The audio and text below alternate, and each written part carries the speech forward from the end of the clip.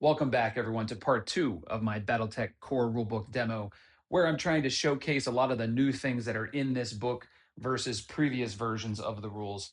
And in part one, if you missed it, I gave an overview of a lot of these things, and then I played one round of a game of BattleTech, and it was a little bit crazy.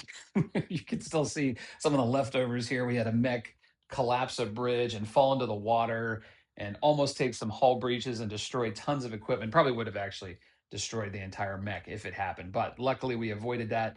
We had a destroy check on a building. We had a destroy check on an emplacement. Lots of interesting things going on. I am going to get right into turn two here. I don't want to waste a lot of time, but I will just show you quickly in the book the different things that I covered in that part one. You should definitely check it out if you didn't see it and you're not familiar with all of these new rules that are in the book. First up, we talked a lot about urban combat. I have a map here with lots of buildings and walls and turrets and other things going on, obviously bridges, like I mentioned. So we discussed some of the new things here with buildings taking destroy checks now and all being treated as like a single hex. So there's not really the concept of multi-hex buildings anymore.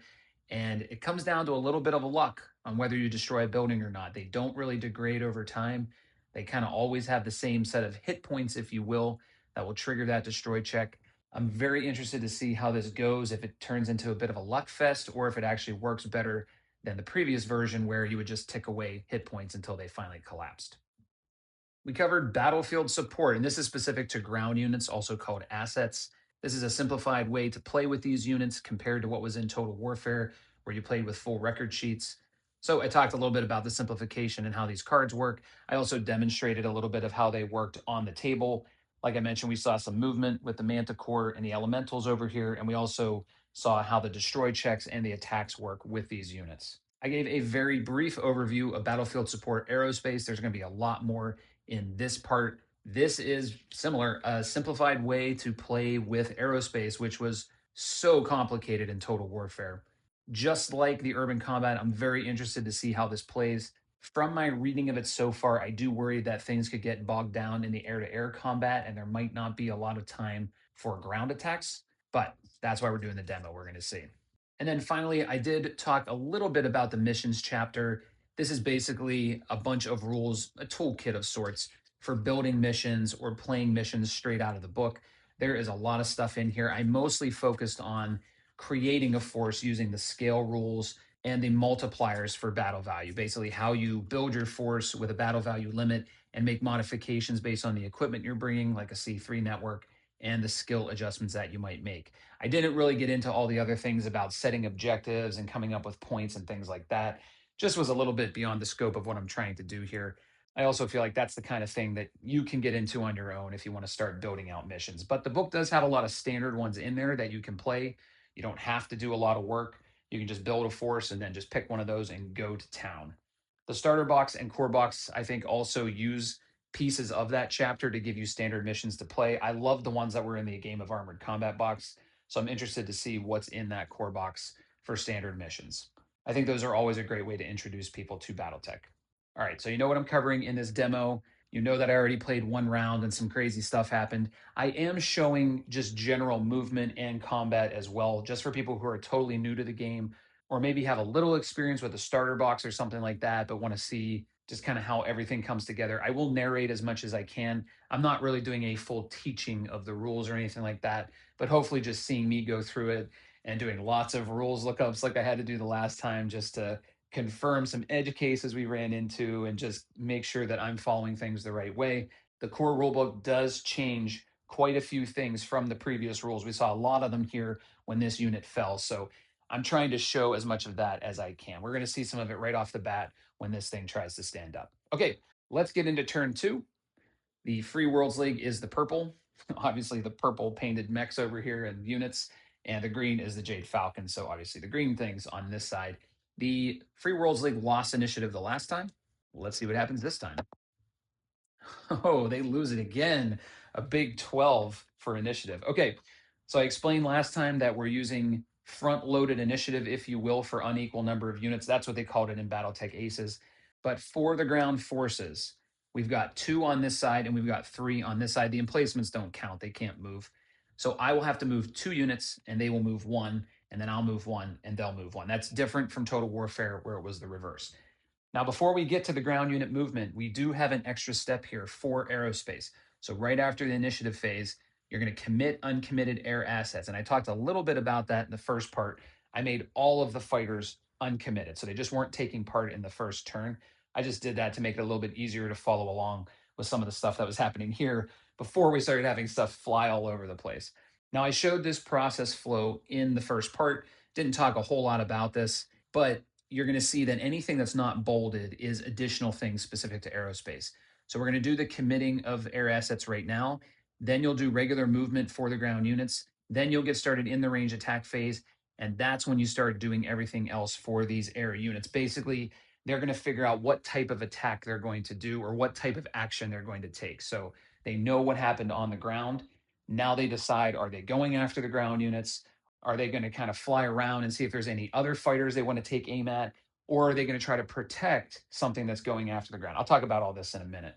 But that's kind of what will happen there. And then you resolve air stuff and then you get to the ground. So it seems like a lot of steps, but once I go through it here, I think you'll see it's actually not that complicated. So let me go ahead and pull this lovely paper from my lovely printer. And you'll see that we had everything here non-committed, uncommitted as it were. So on this side, this is uncommitted. So we have the Free Worlds League side here with some help from the Draconis Combine. And we, and we have my Warrior helicopter that's going to represent a super high-tech Visigoth aerospace unit on the Jade Falcon side. At this point, we make a decision. Are we committing these forces? And I explained last time that when they're uncommitted, they are not burning any fuel. So their fuel represents how long they can participate in the battle. So as of right now, in that first turn, nobody used any fuel. I'm going to show the cards on the screen for these three units. I will not show you these pathetic printouts because you can't see anything. So I'll show you them on the screen. These are from the Aerospace playtest packet that was released, I think, early this year, maybe even last year. That has the cards in it. The core rulebook does not. Apparently, they're going to have a download for it on the BattleTech website at some point, but it's not out there yet. So I'm just kind of using what I can from the resources I have. These sheets are in the core rulebook, the physical one. I had to just take a picture and print them out because there's no PDF yet. Obviously, they're not handing out the PDF to be shared until this book's actually available in retail stores. So on that note, we're going to go in initiative order and decide what to do. So once again, I've got two units here and they only have one. So I'm going to have to decide for my two units first, and then they'll decide for one. So, and I keep saying I guess I'm taking part of the Free Worlds League side. Anyway, we are committing both of our air assets for this turn. And the Jade Falcons say, oh, okay, well, I can't just let them come down and just bomb all these buildings. By the way, that's our goal on the Free Worlds League side, is to destroy half of the building hexes in this base. The Jade Falcons are trying to destroy, I think I said 75% of my units. It doesn't matter. I'm just trying to show some stuff. They are going to go ahead and commit to make sure that they have some kind of protection against our Shilones. And that's all we're going to do right now. So we know they're committed. They're going to be involved. So the ground units now can respond to that. They know they're coming. They may want to spread out a little bit so they don't end up in some huge bombing run or strafing run. It's mostly unavoidable in some cases, but you can try to stagger them and just kind of make it difficult for an aerospace unit to really go after them. Now, one thing I'll give big props to this book for is there are great examples in here to help make this all come together. There's one here, and then there's one a little bit later that talks about ground to air attacks. So both of those are in here, and they're really, really good examples. I kind of passed over it here, but that's what the firing arc looks like. So the aerospace units are going to pick a specific hex on the map after we're done moving all the ground units. And if they want to strafe or bomb, they get this middle line here. So basically, whatever hex they take, their forward arc, they can fire at things in that line. These two here are for a strike attack, which is they're just attacking a single unit across their path. They can go one hex to the right or left on them. So it's more of a straight line firing arc, which makes sense because they're coming across here super fast. So they they don't really have a lot of flexibility to turn and weave around and go after, something different. So that's what that will look like. So we're basically going to be picking like a straight line here. That's kind of what we have to think about as we're moving the ground units. Now, one thing I forgot to do was go ahead and clean up the dice. It's always important. Take these off of here. And the counters, that you use with these dice are very important for not only tracking their movement mode and their TMM, but also did they move yet? So the emplacements keep theirs. I added this orange one here with a 1. That is representing that this emplacement did take an attack and it passed a destroy check. And that means the destroy check has been degraded. So on the next round, their check is only a 9 if they trigger one. So if something attacks it and triggers a destroy check, the target number is only a 9. Okay, I think last time I used the spider and just ran it into the water so we could take a look at some of the changes to water movement. This time I think I'm going to go ahead and take it more seriously and jump this thing out of here. All the jump jets are in the torso. It has 8 of them, so it can jump 8 hexes total. So I think I'm actually going to jump it all the way over here. I'm going to go 1, 2, 3, 4, 5, 6, 7, 8. Now, when you're jumping, you don't have to make any piloting checks unless you jump back into depth 1 or deeper water. That would trigger a piloting skill check. Anything that says depth 0 on the map here is just like surface water. It doesn't act like water. The only other thing you have to check is, are there any levels on the map that are too high for you to jump over? So in essence, they would have to be at a level that is greater than your jump capability. So I was in depth 1, so that's like a -1. So if there were any levels here at 8, if they said 8 on their hex, I would not be able to jump over it because I would effectively have to go up 9 levels, and I can only go up 8 with my jump jets. So that's the couple of things you have to consider there with jumping. But you don't have to worry about whatever terrain is in the way, so I can jump right over these hills with no problem. I don't have to pay any extra movement points for those, so it's very flexible. When you jump like that, you go ahead and mark with a red die if you're using the dice to track units. And normally 8 hexes would be a 3. If you move 8 hexes, you get a 3 TMM. But because I jumped, I get a 4. Okay, and then I'll go ahead and move the Manticore. We talked about this last time, but all they get is a simple number of movement points. That's it. It's usually pretty low for that unit compared to their full rules equivalent. They just get 4 movement points. Unfortunately, to change levels, I'm up on a level 1 right now. It costs 2 additional movement points. So to move down here, it's going to cost me 3, 4. That's all I can do. Battlefield support, like I said, they always act like they have running movement unless they're like elementals here that have jumping movement. You never really need to care too much about what their movement mode is because it's built into their skill. But just in case something would need to know if it ran or jumped or whatever, most units are going to use running movement. So I'll mark them with the black die, and they get a 1, which is the printed TMM on the card right there. Sorry. I know I explained this in the last one, but just in case someone's jumping in here in part 2 because they want to see the aerospace, I'm just explaining this again. All right, let's get on to the Jade Falcon side. I think I'm just going to go ahead and move the Hellbringer, and let's just get this out of the way. So we're going to get to a change to the rules for standing up. Previously, when you would stand up, you would have to make a piloting skill roll, and that would apply any other modifiers that are going on if you have a gyro hit or leg damage or possibly something else. That is still the case, except now when you stand up, you get a -1 modifier. And they're doing that just to make it a little bit less likely that things are going to flop around all over the table and just constantly fall and have to make seatbelt checks and damage the mech warrior. And there's a lot of people, I guess, that don't find that fun. I think it's fun and funny, but not everybody does. So in this case, it doesn't have anything going on that would add modifiers to this piloting skill check. So it's going to be its piloting skill, which is a 5 -1, just a 4 to stand up. It is going to use running movement. I do have to declare that first. It's going to cost 2 movement points to stand up. Another change is in the previous rules, you would pay 1 heat for each standing attempt. They've just removed that. You don't pay any heat for this. And they've just done that because people would forget. And it just seems odd that it's like the only way you can generate heat outside of weapons and like firing weapons or taking weapon attacks that do heat damage. All right. So just a 4 to stand up. It's successful. Perfect. All right. So I'm going to stand it up this way. Now it is in depth 1 water. So that means it's at a -1 level. In order to move up onto this level 1, it's going to have to spend an extra 2 movement points. It doesn't have to pay anything for water because it's moving out of the water. You only pay for the terrain that's in the hex you're moving into. It's going to go, that's 2. It's going to go 3, 4, 5, 6, 7, 8. Now, another thing that's different about the core rules, if I were moving in a running pace and I turned like this, I changed my facing while I'm on this pavement, in the old rules, there would be this thing called skidding where there's a potential it would fall and actually continue on this path, falling on the ground and taking damage all the way. The rules for that were crazy. I could show you in Total Warfare, but I won't waste your time.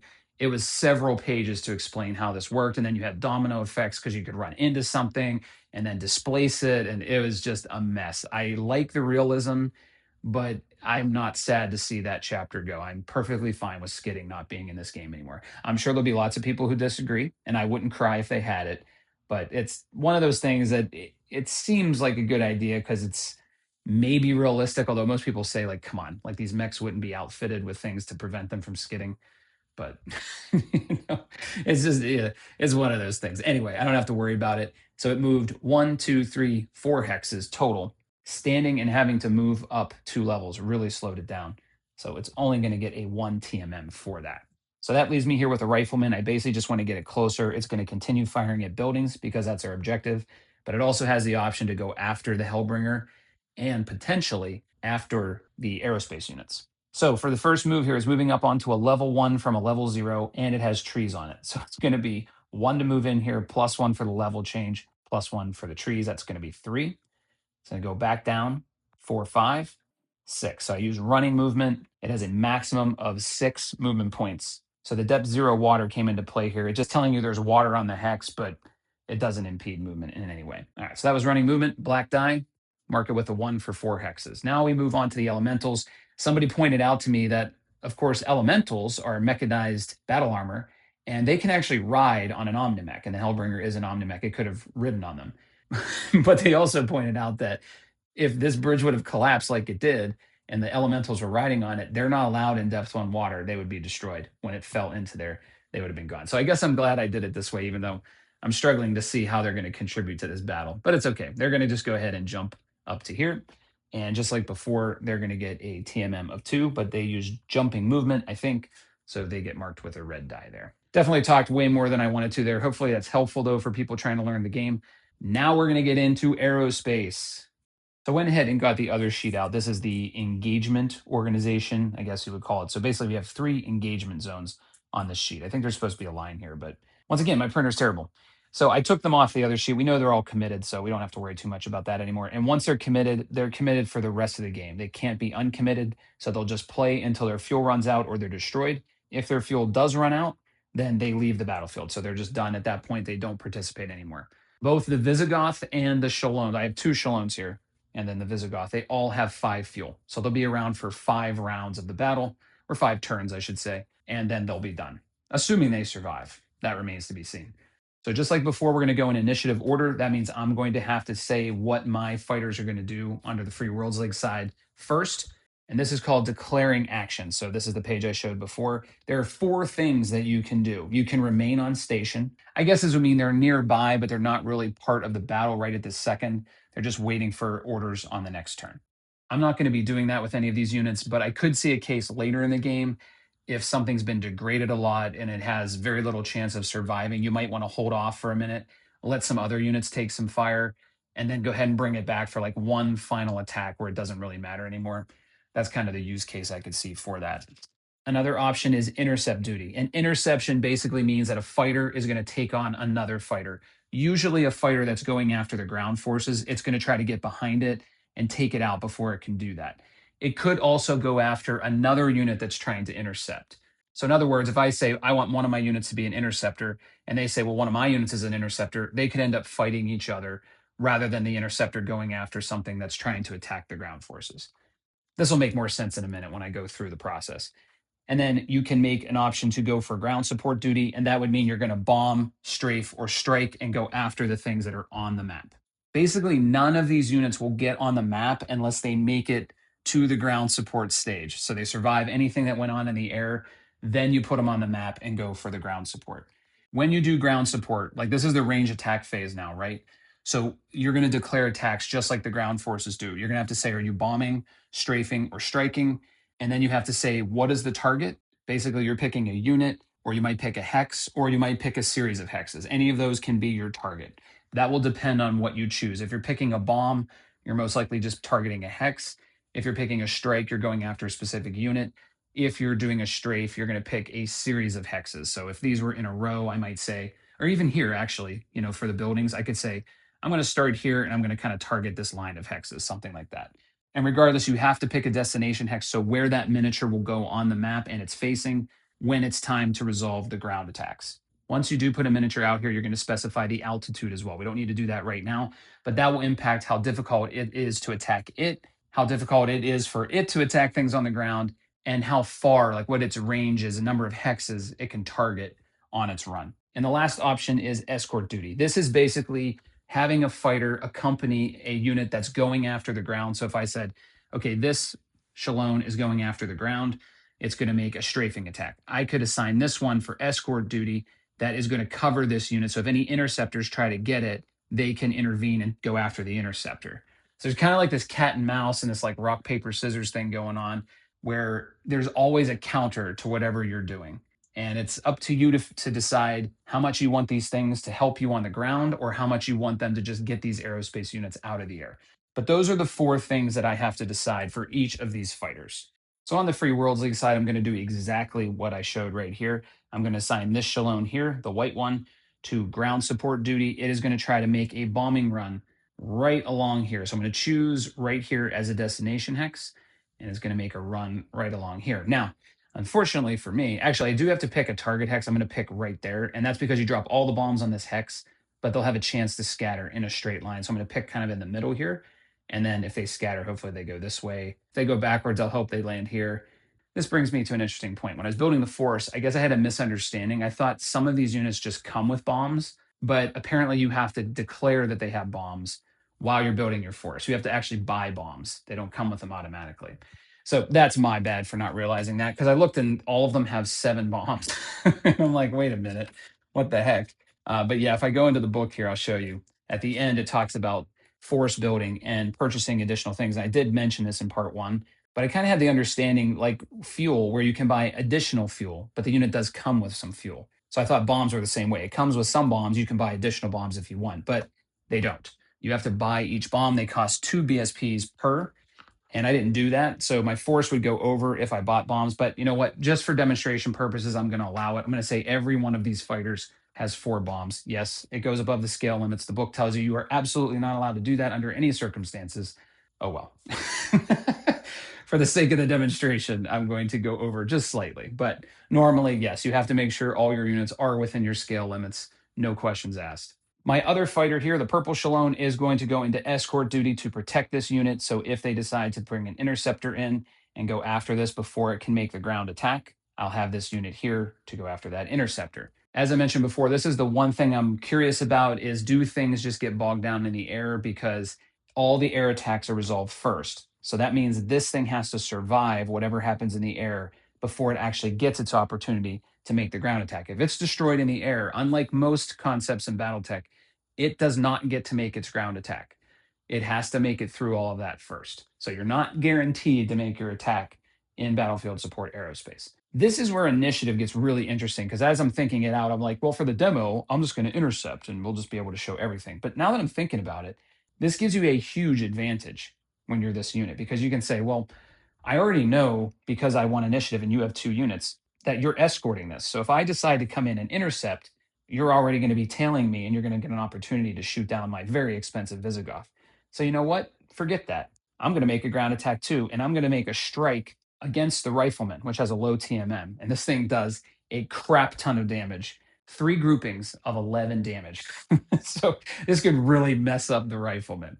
However, the rifleman, of course, can fire back. It has flak weapons, and that's going to give it a much better chance to hit this thing. So it has to be careful. It can't be too cocky here, because that rifleman could give it more than it bargained for. But in any case, it will go after the rifleman, and its destination hex is going to be right there. So the way I'm going to do this, since they're both going on the ground, is I'm going to mark this with a 6 green, and it's going to go right there.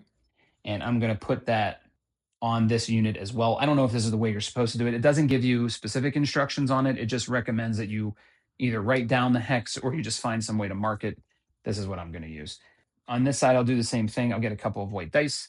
I'll use a couple of 6s here, so I'll mark that with a 6. And then I will put that, I think I said it was going to come in here, and then the target hex is right there. So I'll figure out altitude later, but that's the start of it here. So we know that this is making a ground support run using bombs. This is doing escort duty. It will now do absolutely nothing because there are no interceptors for it to attack. So it just flies by and wastes fuel.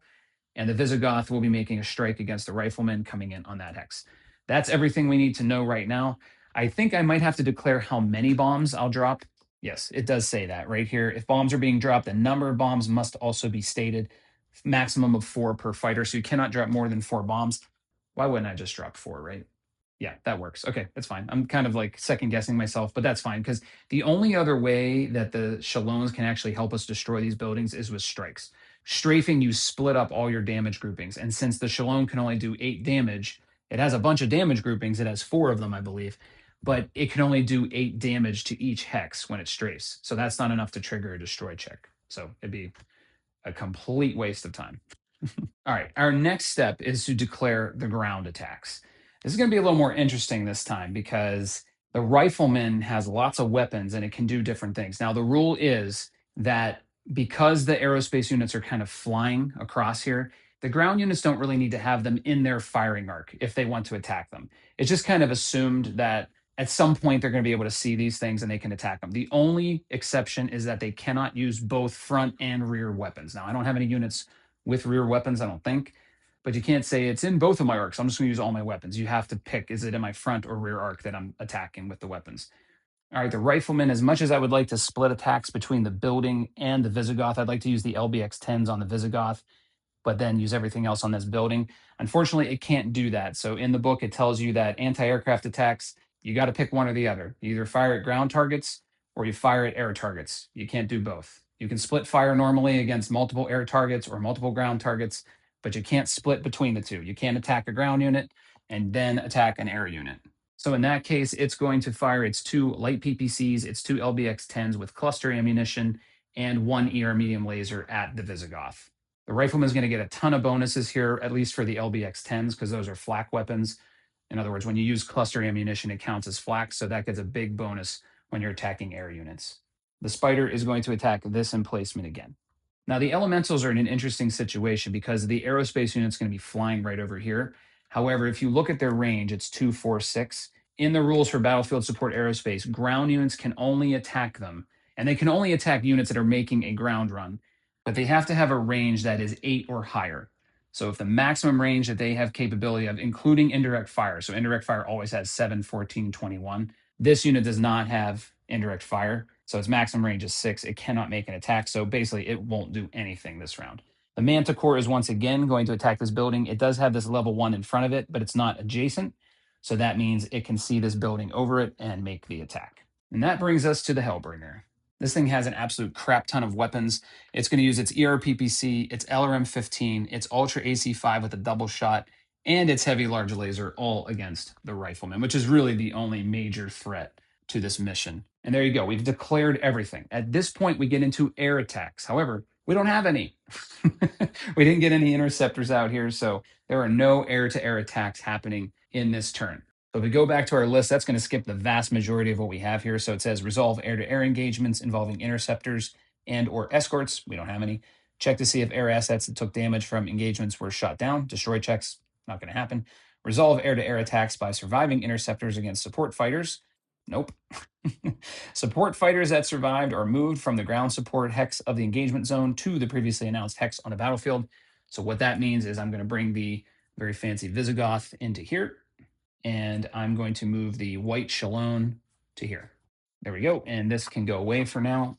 And then finally, it says resolve the remaining attacks for that phase. All ground units attack all declared support runs by surviving support fighters, and all anti-aircraft fire from ground units attack support fighters. So this can all happen at the same time. It doesn't necessarily matter what order you do it in. Everything now is on the map doing stuff on the ground, so you can resolve it in any order. I think what I'll do is I'll take care of all this stuff here on the ground first, and then we'll do the two fighters. Oh, and real quick, I forgot the emplacements here are both going to attack the rifleman as well. Go ahead and do some easy stuff first. The Spider is going to attack this emplacement. It has a 4 gunnery, +3 for jumping, +2 for medium range. This is 8 hexes away. And then it's going to get a -4 because this is an immobile target. So that means it just needs a 5 to hit this. It does 9 damage if it hits. It's a large re-engineered laser. That's a hit. So 9 damage is enough to trigger the destroy check because it has a threshold of 8. So once again, that's going to have a destroy check of 9 because it was degraded in the last round. It'll have another destroy check to make it has no modifier right now. It's not going to get a modifier because nothing else attacked it. I guess I could have attacked it with the Manticore and tried to bump that up by 1, but we're going to go after the building. All right, so on that note, the Manticore will go after this building. It is at level 3, so it's above everything except this set of trees right here. Just like last time, I will use my laser pointer. Super useful for this kind of stuff. And yeah, just these trees will be in the way. So this unit has a skill of 6 on the card. This has a -4 TMM, so we're down to a 2. We have the woods in the way for 3. It is 15 hexes away for a +4. So that is going to be a 7 to hit. Just needs a 7. You can do this, Manticore, right? It can't. It missed again. What a waste of BSPs. And even though this isn't the smart thing to do necessarily, because you want to use your biggest damage groupings first, I'm going to have the two emplacements go ahead and attack the rifleman. Now, I've learned my mistake from the last time. This is actually at level 4. It's sitting on a turret hex that is a level 3. All assets have a height of 1. So it's at a level 4, and that means these trees will not come into play. These are on a level 1 hex. Trees are 2 levels high, so that's level 3. It's going to see right over that to the rifleman, which has no protection there in that hex. It is going to be a 5 skill, a 1 TMM for the rifleman, so up to a 6, and then medium range for an 8. Does 10 damage if it hits. It hits. So this is coming in on the front side of the rifleman. That is going to be the right torso. All right, this emplacement up here is going to do the exact same thing. It's going to have the exact same number to hit. If these things hit a lot, this rifleman is going to be in bad shape. All right, just an 8 to hit. This one misses. Okay, lucky rifleman. Too bad it has a lot of big weapons coming in a minute. And another thing I forgot to do was announce the altitude for these units. So this one up here, the Visigoth, is definitely going to go at level 2. So I'm going to go ahead and just mark it with a green die there for 2. Now this one over here is a little more interesting because this unit, we know, can't attack it. It doesn't have enough range. And the Loki here is right next to a building on the path here. So the line of sight passes through a building at level 3, which is taller than the Loki. So it cannot make an attack here. And this unit also, even if it came through here like this, God, I hate these pegs. But if I came in like this, the Shilone cannot make an attack on this, like a strike or strafe. It would not be able to do it because the wall's in the way. So they still use regular line of sight, even though there's flying so high. So this will come in at short altitude. So I'm just going to mark that with a 1 here on the green die. Now, what exactly does that mean? Well, just like it does for ground units, at short altitude, there's going to be no modifier to this attack for range. At medium, there's going to be a +2 for range. In addition, you have more hexes you can target. So if you come in at short range, you can only, or short altitude, I should say, you only get 5 hexes from your destination. So 1, 2, 3, 4, 5. But that's fine because 5 is where I'm targeting. So we're all good on that. At medium, you get 6 to 10 hexes. And at long, you get 11 to 15 hexes. So that's what it tells you at the bottom here. I'll try to move it in close so you can see it. Now, when you calculate range for anti-aircraft fire, it's going to be handled the same way as any other ground target. In this case, you're just measuring out from the ground unit to the destination hex. We talked about arcs. They can basically attack anything. They just have to pick whether they're firing the front or rear. And then the base target number, of course, is the attacker's gunnery skill. You're going to add a target number modifier equal to the air asset's thrust value. So, sorry, I'll bring up the crappy card here, but you can see the thrust THR is 2. So at the moment, we're sitting at 4 for gunnery, 2 for thrust. So we're at a 6. Obviously, this unit ran, so that's going to get it up to an 8. Then we're going to get into range, and then we got a whole bunch of other modifiers. There are no terrain modifiers or target movement modifiers that ever apply. The thrust is like the target movement modifier for the asset. So if you have precision ammo, that doesn't work because they don't have a TMM. Now it says here reversing arms. If a mech is capable, which the rifleman is, it receives a -1 target number modifier to AA checks using weapons mounted in the arms. The light PPCs and the 2 LBX-10s are in the arms. The ER medium laser is not, so that will not get that bonus. We talked about splitting fire. You have to pick either ground units or air units, but you can split fire across those. So you can fire 2 different air assets or, of course, multiple different ground units, but you can't fire at a ground unit and an air unit. When it comes to flak attacks, any weapon or ammunition that has the flak type, which the LBX cluster ammunition does, that applies a -2 TN modifier to its AA checks. This is cumulative with applicable modifiers as usual. Now it says, in addition, flak attacks against a fighter apply a target number modifier to that fighter's support run. So when this unit makes its attack, it will get a modifier of +1 because I'm attacking it with a flak weapon. So it's basically just simulating that you're getting all this fire coming at you. It's going to rattle the pilot a little bit and make it harder to hit their attack. And it tells you right here, cluster ammunition and LBX autocannon is a flak weapon if it is firing cluster ammunition. So not only am I going to get the -1 for reversing the arms and the -2 for using flak ammo, but cluster munitions with an LBX automatically get a -1. So there's going to be a -4 overall for those 2 weapons. So I'm going to start with those 2 and we'll go from there. So let's just kind of start over here. So we've got a 4 for gunnery. We've got a 2 for running. We've got the 2 for the thrust. We're up to an 8 so far. No terrain comes into play on this. 7 hexes away is going to be another +2. So we're up to a 10. So we've got all the basic modifiers taken care of at this point. We'll treat thrust like it's TMM. It gets a -1 for being able to reverse its arms. So for the LBXs, they're in the arms, it gets a -1 for that. It gets a -2 because it's using flak ammunition, and it gets another -1 just because when you use cluster munitions with an LBX, you get a -1 just in general. So that's going to take it down from a 10 to a 6. So you see the advantage of bringing this type of weaponry against aerospace units. It really helps. So it's one of those things you'll think about in force building. If Battlefield Support Aerospace is in play, you might want to prioritize mechs and other units that have the flak ability. Of course, you do have the option at the end of that chapter to upgrade some units to flak. Okay, so I think we need a 6 for these two LBX-10s. I always feel like I'm missing something. I apologize if I am. I'll put a note up, but here we go. 6s. Let's go, Rifleman. I think, oh, that one flipped. Okay, so this one hits. Now we're going to roll on the cluster table to see just how many of the little BBs from the LBX hit. I'm going to roll and then look it up on the 10. A 6, I believe, is 6 pieces. I don't know exactly what you would call them, but this gives us a nice opportunity to look in the back of the book where it has all of these tables spelled out for you here. There's our cluster table. If we look at 10 and we cross reference 6, that will give us 6. So that's going to do 6 damage to this unit. The threshold on this unit is just a measly 5. So we got a destroy check on this thing.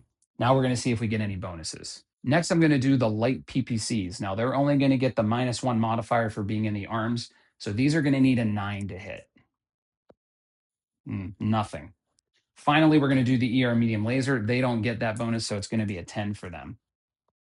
Oh, just missed again. Wow. Not much luck here on the Free Worlds League side so far. All right, time for the Loki to go, and then we'll do the aerospace. All right, I'm going to do all the longer range weapons on the Hellbringer first. So it's attacking the rifleman. It's going to have a 4 for gunnery skill, 6 for running, 7 for TMM. This Woods is in the way for 8, and they're all at medium range. So this is going to be 10s. I'm doing Mech Warrior style dice. So the blue is the PPC because it has that like blue lightning that comes out. The yellow is the autocannon, you know, like fiery coming out, and the orange, the yellow M15, same thing, kind of explosive. All right, I'm going to need some 10s here. Let's see what it can do. It can do nothing. Missed everything. And that was 2 shots of the Ultra AC5. All right, so it's going to do a laser now, which is in long range, and it gets a +1. You know what? Now that I think about it, it's impossible. So it would abort that attack. That would be a 13 because long range would bump it up to a 12. And the heavy large laser gets a +1. So that would bump it to 13. So the rifleman escapes here. Well, it escapes the ground attacks. We'll see what the Visigoth has to say about this. There's not a whole lot written here. It just basically says for strikes, only one target can be struck, and that's directly in the path here. If it was one hex side left or right, it could attack it with a strike. It says missed attacks have no effect unless the unit is inside of a building, which it is not. To make a ground support attack, the controller makes a 2d6 separately for each bomb or damage grouping. This unit has 3 damage groupings. We haven't talked about this yet, but for Battlefield Support, in the core rulebook, they've changed this rule that instead of just making one attack and all damage groupings hit if it's successful, each damage grouping is rolled separately. Makes this much better. The base target number, of course, is the air asset skill, which for the Visigoth is a 4. Universal modifiers, it says that for flak, each unit that declares an anti-aircraft attack against a support that has, it doesn't say it right here, but it tells you over here that the attack has to be from a flak weapon, which was 1, right? We had 1 from the rifleman. So down here, it tells you that is going to get +1 per flak attacker. So that is going to be a 1. It's going to have medium range for a +2. So we're sitting right now, we've got a 4 for the skill, a 1 for the TMM, a +2 for medium range. So that's a 7, and a +1 for getting hit with flak. So that's an 8. Again, let me know if I did something wrong. I think I got it. Again, I'm learning here along with you. But you can get that number up significantly the more units that attack using anti-aircraft. So if I had the Spider attack it and the Manticore attack it, if they had flak, either a flak special or some sort of flak ammo, they would also add a +1 to it. So if all 3 of them had it, this would be a 10 to hit. So it's definitely an advantage to having flak. I like that they did that. All right, so each of these groupings need to hit an 8, and they do 11 damage if they hit. Wow, just got 1. My rolling hasn't been so great, has it?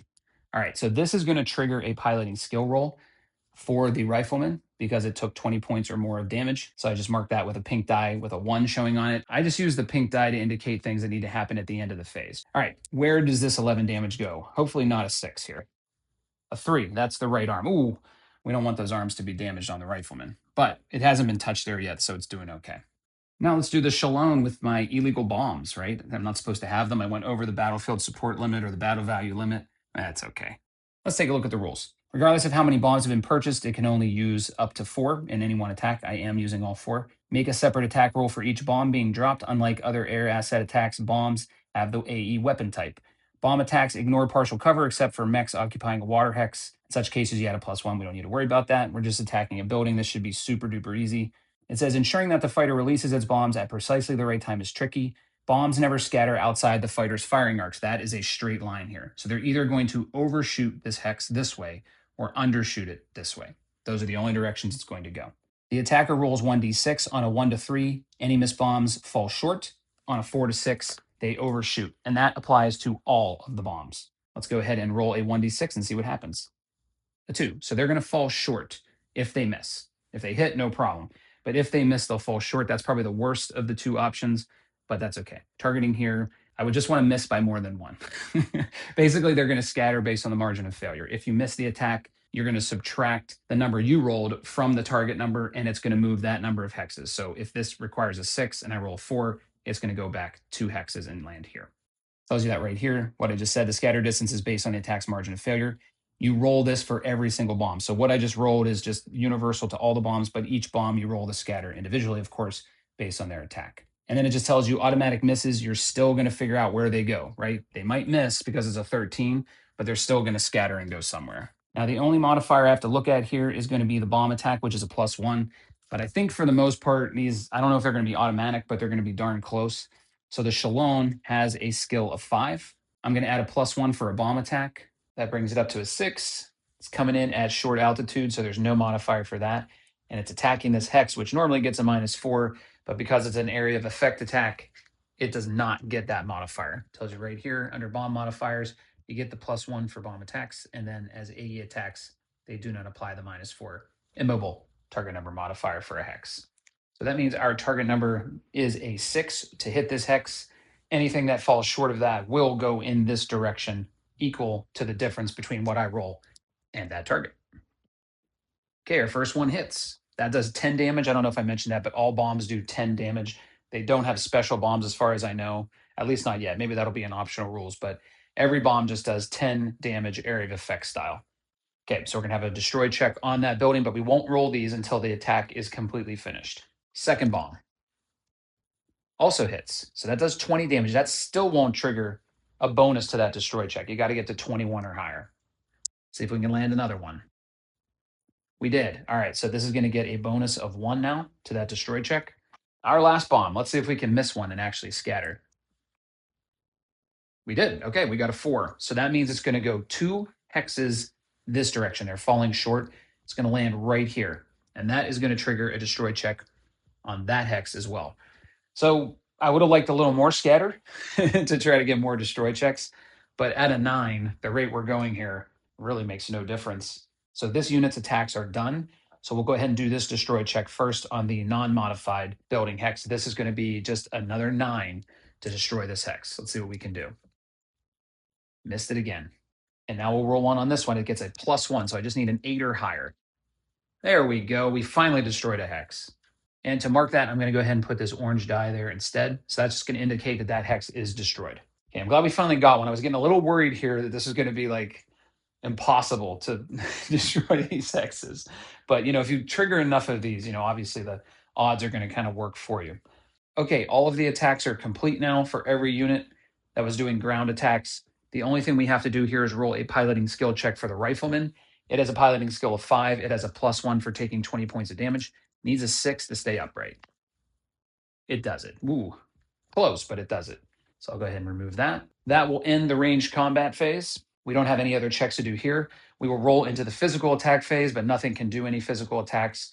So that'll put us into the heat phase. I think by my calculations, the Loki is just fine, has 26 heat dissipation. So with the weapons I fired with the heavy laser, it would have gone over a little bit, but since we couldn't fire that one, it was at 24, I think, so it's all good. The rifleman goes up to 1 heat. I will go ahead and clear these. We have a couple other things to do.